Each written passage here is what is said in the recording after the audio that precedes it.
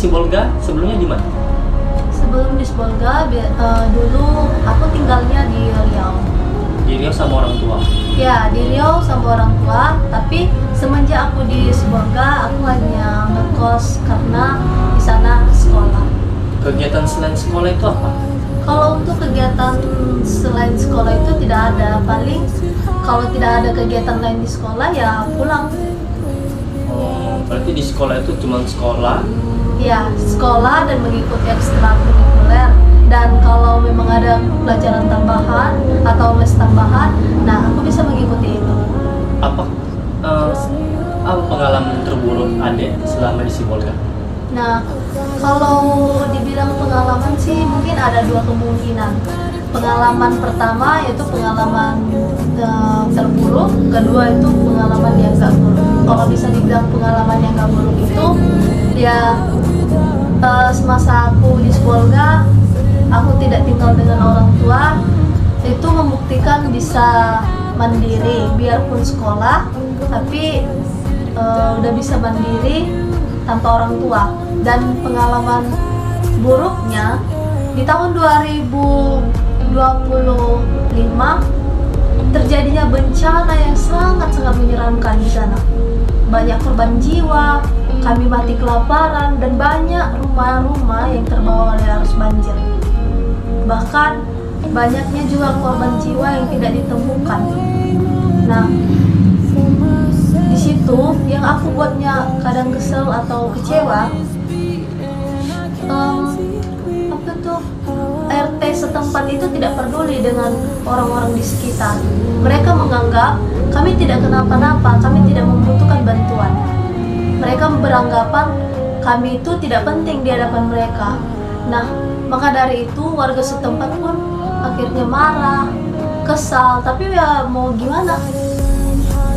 Nah, dari situ kadang aku sedih nengok Sibolga yang sekarang hancur, tidak seperti yang dulu. Pemandangan yang dulunya indah kini udah nggak ada lagi. Tempat-tempat yang untuk kita kunjungi untuk berwisata udah hilang. Bahkan banyaknya pantai-pantai yang dulunya indah sekarang udah nggak ada lagi semenjak banjir. Dan satu lagi, di sana mulai dari BBM dan bahan pokok maupun pangan, semuanya itu mahal-mahal. Bahkan kami dulu itu waktu pas banjir kadang banyak yang memakan mie karena kelaparan, dan masih was-was juga sampai sekarang. Mungkin ya mudah-mudahan di tahun ini tidak terjadi lagi banjir tersebut. Kenapa bisa banjir itu datang terus-menerus? Padahal airnya udah surut terus datang. Itu kenapa? Apa sebabnya? Nah, itu salah satunya. Banyaknya masyarakat yang masih belum menyadari bahwa pentingnya menjaga kebersihan, dan orang-orang sekitar juga terkadang membuang sampah sembarangan, tidak memikirkan dampak buruknya. Nah, setelah itu orang-orang yang memiliki usaha juga bagian tambang, mereka asal-asal membuang kayu, sehingga di waktu hujan yang lebat menyebabkan banjir yang meluap dan tidak bisa lagi tertahan, dan diakibatkan itulah nantinya kami yang kena dampaknya. Nah, sampai sekarang masyarakat hanya bisa mengeluh. Bagaimana cara mengatasinya? Bagaimana cara mengatasinya kalau tidak ada kekompakan? Nah, maka dari itu, tadinya karena keegoisan manusia yang masih serakah, dan sampai sekarang Sibolga masih bisa dibilang terdampak banjir. Mungkin tahun ini ya mudah-mudahan tidak terjadi. Tetapi di isu-isu yang didengar dikatakan bahwa Sibolga itu setiap hujan bakal mengalami banjir. Ya semoga aja tidak terulang seperti kemarin. Apakah pemerintah tidak ada adaptasi ataupun kerjasama terhadap pihak yang berwenang seperti yang di Sibolga sekarang ini? Kalau untuk pemerintah setempat untuk menyalurkan bantuan sih ada, tapi kalau kepedulian terhadap masyarakat itu masih kurang. Kenapa masih kurang? Seharusnya mereka sebagai pemerintah ataupun orang-orang pejabat yang ada di sekitar situ seharusnya turun tangan dong, harus melihat warganya juga, jangan hanya menyalurkan bantuan.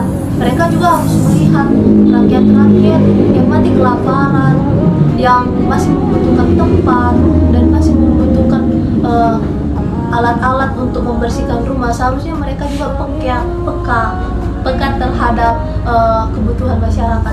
Ini tidak, mereka kadang hanya memberikan kami mie hanya membuat masyarakat itu mengalami penyakit.